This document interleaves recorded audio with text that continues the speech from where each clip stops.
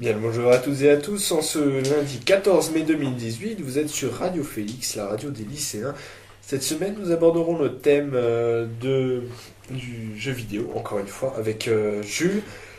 Comment vas-tu, Jules? Bien et toi? Ça va très bien. On passera à toi tout à l'heure.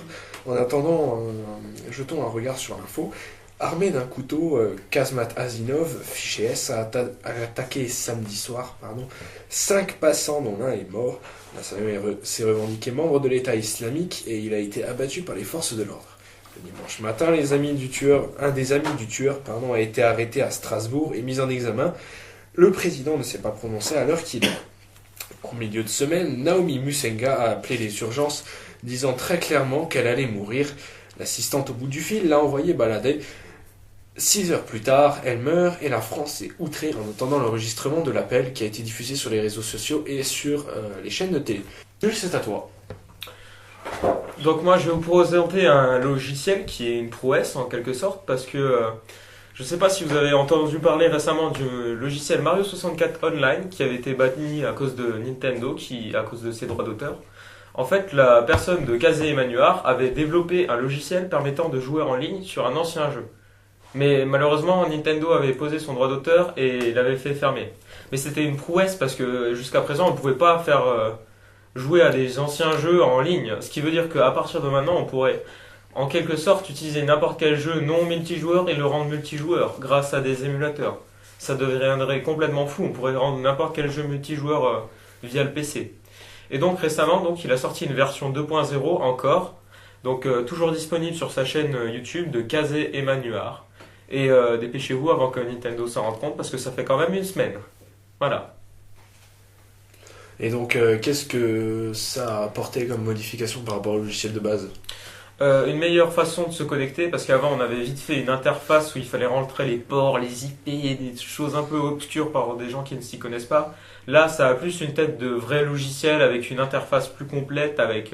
On peut demander des amis, des options plus complètes permettant de modifier ses skins, son pseudo, tout ça. Et c'est nettement plus facile de se connecter en ligne, parce qu'avant c'était une vraie horreur.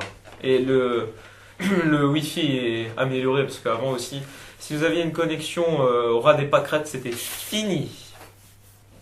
Par rapport à Mario 64, le jeu d'origine, qu'est-ce qui a changé concrètement? Est-ce qu'on a des nouveaux personnages en vue d'un multijoueur? Alors oui, en effet, on peut avoir différents personnages autres que Mario. On peut avoir des Luigi, on peut avoir Wario, Luigi. On peut avoir qui d'autre, plein d'autres Sonic, Knuckles, Kirby, Peach, plein d'autres personnages qui ont chacun leur spécificité. Mais en dehors de ça, on peut utiliser aussi Mario 64. Au lieu de jouer de jeux de base, on peut utiliser des ROM hacks, donc des jeux de Mario 64 modifiés afin de plus de fun. Donc on peut jouer à des terrains modifiés, des cartes modifiées, ce genre de choses. Et donc, tu disais que Nintendo était très attaché à ses œuvres, à ses petits chéris, et donc il bloque fangame par fangame. Systématiquement, vous pouvez être sûr que dès qu'un jeu créé par un fan, et surtout un jeu de Nintendo a été fait, au bout de quelques semaines, Nintendo va voir et va faire et va le supprimer. Ou pas le supprimer, mais du moins faire fermer toutes ces voies de téléchargement jusqu'à ce que par hasard vous tombiez dessus et là, coup de bol, il faut le garder et avec un peu de chance, vous pourrez le passer à des gens.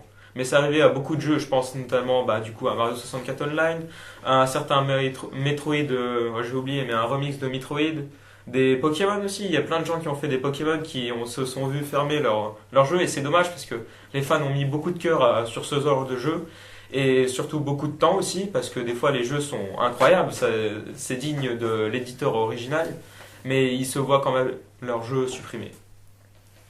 Ce qui est dorénavant dommage, parce que du coup Nintendo pourrait faire énormément de partenariats entre guillemets. Oui, puis même, ils ont le droit parce que c'est leur image. Ils ont pas à prendre leur image. Mais c'est dommage quand même quand on voit le travail. Ils pourraient au moins leur donner le droit de le laisser. C'est sûr que pour les jeux un peu scandaleux qui mettent des mauvaises choses en avant, je pense à certains jeux qui ont des propos homophobes, nazisme, ce genre de choses, là c'est sûr, faut pas laisser passer. Mais le genre de jeu est mis en valeur, qui est bien, qui est fait par la communauté et que tout le monde adore, c'est un peu dommage de gâcher ce travail. Merci Jules de ta prestation aujourd'hui et je vous dis à une prochaine fois. Vous étiez sur Radio Félix, la radio des lycéens. C'était Lucas. Au revoir.